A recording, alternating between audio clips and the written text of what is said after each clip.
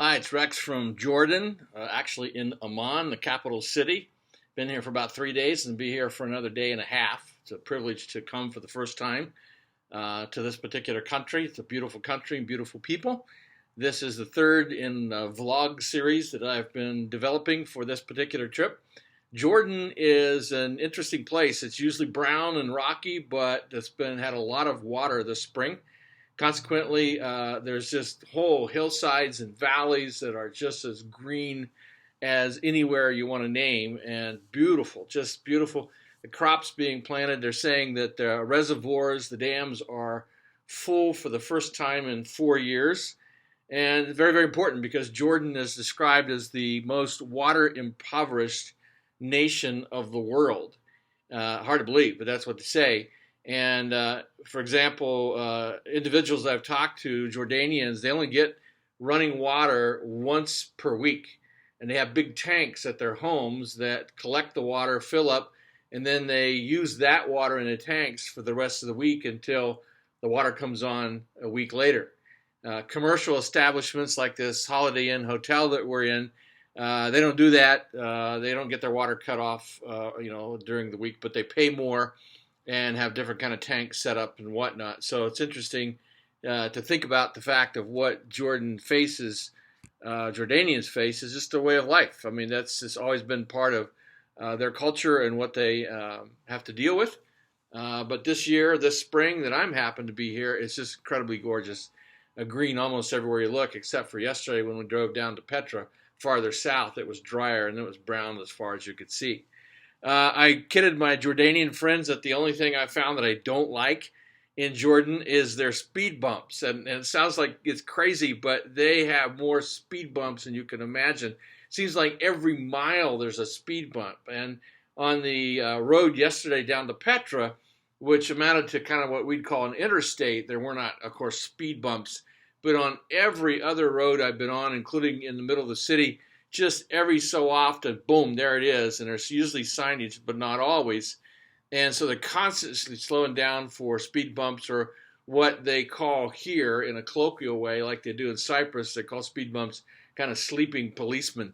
But they certainly do act in that way to slow you down. But man, I've had my fill of speed bumps. One of the things we saw today out on the hillsides, we were up in the mountains, 4,000 feet, when we went to Ajloon Castle, which dates back to 1184 AD, and tell you about that in a minute. But the hillsides were covered with olive trees, olive orchards. And, of course, every Middle Easterner loves olives. Every Middle Eastern house has olives, both the green and the black variety. And it's just part of the culture, again, throughout the entire region. But you see these beautiful trees that, of course, are loving the non-irrigated water that's coming to them this spring. So it's fun to see all of those in orchards format. Jordanians are smokers, I'll tell you that. I thought the Japanese were probably the people that smoked most in the world, but the Jordanians, according to Jordanians, not me, rank right up there. And they just smoke all the time and smoke about everywhere. And so we met a fellow today. He and his partner started a coffee cafe called Mind Hub, which is really nice. Christian guys, and this is kind of a startup. They have a successful web business, web design business, but their niche is partly it's a non-smoking cafe, and that's fantastic. It's distinctive, but it's also in this culture risky. Well, people actually go there because they're so used to smoking, most of them, as they drink their coffee. So I wish them well. Certainly their coffee's good. We've been there twice, and would love to go again. What New Yorkers call bodegas, the little stores down in the city in Manhattan, here they call them dukanis. And those little stores are everywhere, and they have just, the basic kind of foodstuffs and drinks that on a quick stop. Jordanians, like a lot of other people, they love bread. And in particular, of course, pita bread is what they eat most often with hummus and other kinds of foods. But pita bread can be bought just about anywhere.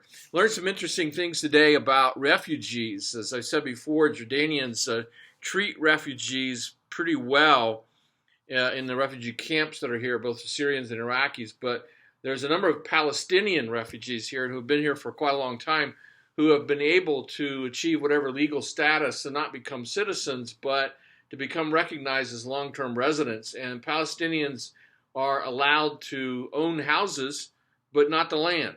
So they buy the house, but not the land under it. Whereas Jordanians typically can, like many other places in the U.S. as well, can buy the property as well as the house. So that's just kind of an interesting twist on what is kind of a, topic in the news, the idea of refugees and immigrants and what do you do. They speak different dialects up in the mountains. We were up, as I said, 4,000 feet today. That's not the highest in Jordan, but that's where the Ajloun Castle was. And they speak a different dialect there that I guess of Arabic that our friends, if you don't listen closely, it's harder for them to pick up everything that they say. Found that kind of interesting. In the United States, I don't know that we have dialects, but we certainly have accents from one region to another. And, of course, we have different words like soda and pop and a few others. So that vary by region. Here, families stay together. This is not a kind of the Friends TV culture where young, unmarried people, men and women, get apartments near or even together. That kind of idea, or 4 or 5 young women get an apartment when they're in their 20s and they're out working before they're married, or guys. That doesn't happen here. And with women, almost never happens. And with guys, it really rarely happens. And even our driver, who is probably in his 30s, has 3 children and his wife at home with them. He lives on a level of their old home place above his mother. His father passed when he was very young. So he lives right there. His brother lives above him. That is a very common, in fact, accepted practice. And even if young people go away to university and then come back, they come back and live with their parents until they are married. The woman going to live with the man and usually ending up with the man's parents. But they don't go off on their own. They don't go build their own place. They don't. Certainly as young unmarrieds, like I say, that sort of friends idea, that's totally foreign to their culture. And our driver, I was talking to him today, he said, I don't even like that. He said, I think that causes lots of problems. And of course, he's right. It can cause problems, moral and otherwise. But it's kind of interesting that their culture is very much committed to going a different way on that. We were up 4,000 feet because we went to Ajloun Castle. And Ajloun Castle was built by Salahuddin in about 1184 AD. It took a little longer than that, but that's the time period. And then it was added to in later years. Salahuddin was a very well-known Muslim leader at that time, and he was considered one of the more enlightened ones, although that period of time he still held absolute power of life and death over his subjects. But he fought Richard the Lionhearted from England when the Crusades came in, and the Crusades, it's an awful history.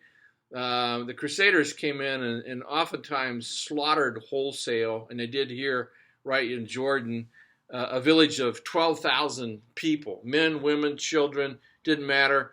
Most of them were Muslims, some of them were not Muslims, but they were considered infidels or some other kind of negative thing, and they were just slaughtered. And in that particular local battle, Richard the Lionhearted even had the heads of cats and dogs. They were decapitated. Who can give any rationale to that other than some warped idea about being perverted or just the wrong thing. And then, of course, this was done in the name of the church and of Christianity. And it's one of the reasons that among Middle Easterners, Christianity is suspect yet, in Western Christianity, is suspect yet to today. And the word crusade or crusader just doesn't work here. Even if we use it little c, and we're talking about commitment to go on a program over time, right? No, you don't want to use that word. It just doesn't fit culturally in any way. It has all kinds of negative connotations. But this castle was pretty amazing. Cool because it was so high in the mountains, and of course they're cool all the time. It's why people lived in castles, wore big robes, and had big fireplaces year round. But you think about living in a place like that for 20 or 30 years, if you were one of the owners or you were a royalty or whoever you were, even if you were a worker, you pretty much your life was centered right there. You didn't venture very far away. And if you were a woman, you were even less likely to have ventured very far away from being. So it's almost like you were captive, even if you weren't actually officially captive. So, but a fascinating place. The rocks, piled on top of each other. They built to last, and no question about that. Here we are hundreds of years later. being able to watch this. So I thoroughly enjoyed Jordan and the Jordanian people. And the city, as I've said several times, Amman is just a beautiful city. And we'll be here tomorrow through the rest of the day and have some more things to say about that, some other experiences, God willing. But it's been a fascinating thing, and I would recommend a visit to Jordan to anybody interested in learning a little bit more about the Middle East. So, Rex from Jordan, we'll see you again.